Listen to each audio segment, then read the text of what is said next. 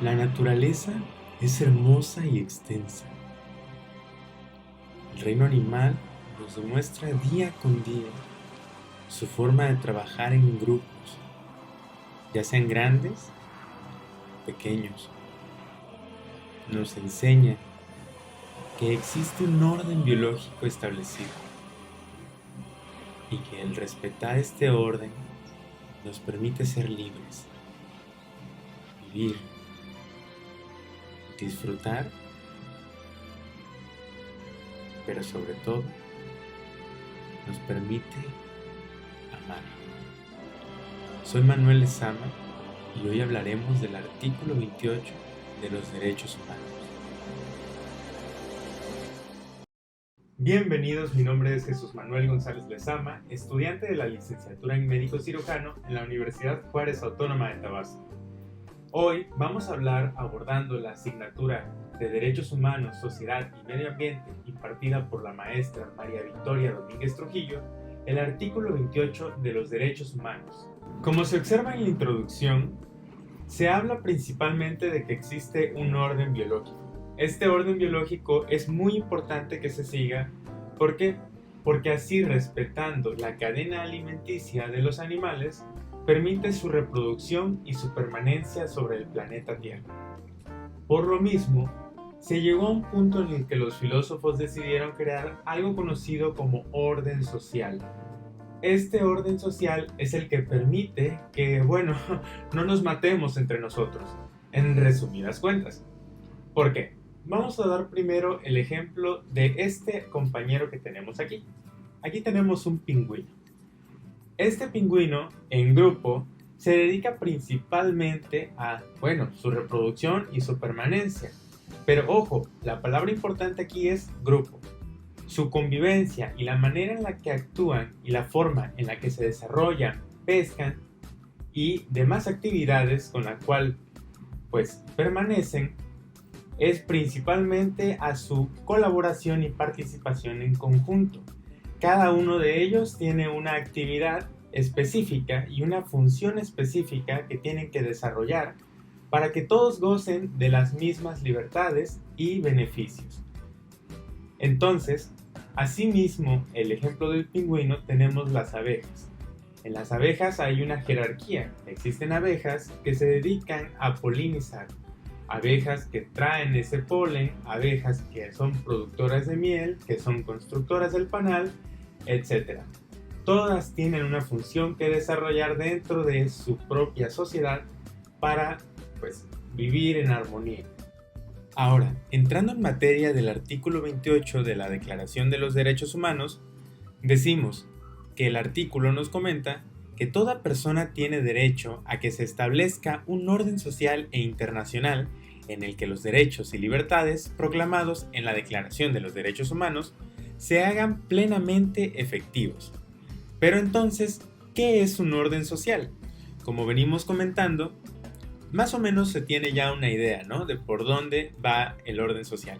Entonces, el concepto que nosotros encontramos es que es una de las ciencias sociales que designa a la estructura social entendida como mantenimiento de las jerarquías, las normas y las instituciones aceptadas socialmente mediante el consenso social y la conformidad. El orden social es un sistema de instituciones, marcos e interacciones relativamente persistente, capaz de continuar reproduciéndose por sí mismo mientras se mantengan las condiciones esenciales de su propia existencia.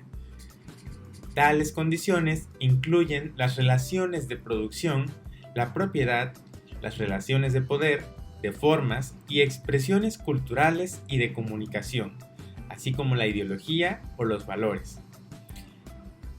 Cabe mencionar que es posible estudiar el orden social mediante la estructura social.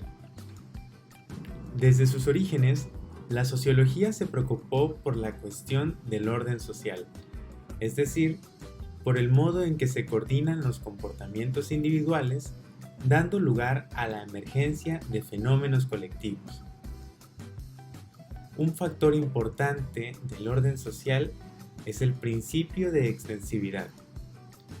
En esta y otras disciplinas afines, se denomina contrato social a una teoría política que explica el origen y propósito del Estado, así como de los derechos humanos, y se basa en la idea de que existe un gran acuerdo en la sociedad en relación con sus derechos, deberes y la existencia de un Estado dotado de autoridad para gobernar en el marco de conjunto de leyes y de normas morales establecidas.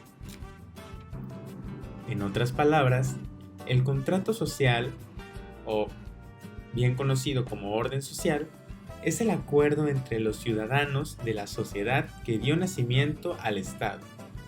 La principal formulación de esta teoría se le atribuye al filósofo y escritor suizo Jan Jacques. Bueno, algo así. Este autor fue una de las principales voces de la Ilustración europea, cuyas ideas sembraron el terreno de la Revolución Francesa de 1789. Sin embargo, es posible rastrear ideas semejantes en obras antiguas como La República del filósofo griego Platón o las Máximas Capitales de Epicuro. En torno a la naturaleza violenta y egoísta de la cual proviene el ser humano y cómo fue indispensable establecer un pacto de conveniencia para poder fundar la civilización. Otro personaje importante que debemos mencionar es Thomas Hobbes. Él fue el primer filósofo que formalmente creó una obra contractualista en su texto Leviatán. En este se cuestiona respecto de quién debe ejercer la soberanía del Estado, si el rey o el parlamento. Finalmente, llega a la conclusión de que siempre es necesario algún contrato social para garantizar la paz entre los ciudadanos, o sea, un orden social artificial. Los seres humanos son todos iguales ante la naturaleza, pues están dotados en última instancia de un instinto de conservación que no distingue entre clases sociales o razones políticas. Ese instinto condena al humano a un estado perpetuo de guerra o de competición. O en este caso, también podemos decir que somos propensos a la extinción. Otro personaje importante es John Locke. Él nos expresa que el ser humano es una criatura de Dios cuya vida no le pertenece a sí mismo sino al Creador.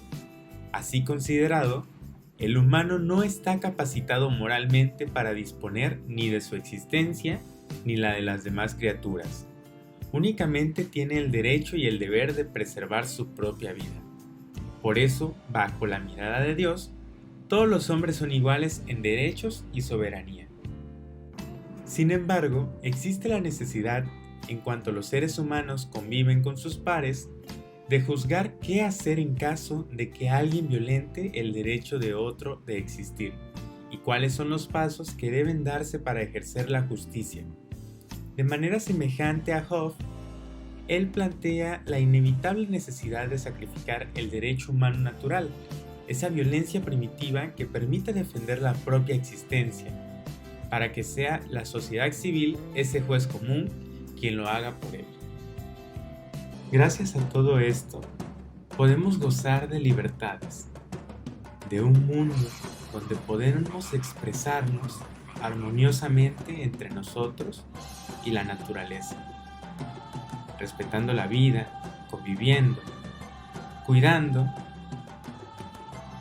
y amando, disfrutando de nuestro trabajo sin importar cuál sea o dónde sea. Porque a veces hablar de esto parece una fantasía, pero la realidad es que todo lo imposible es solo aquello que no se ha intentado. Vamos por un mundo unido, vamos por una sociedad participativa, compartida y llena, en verdad, llena de amor.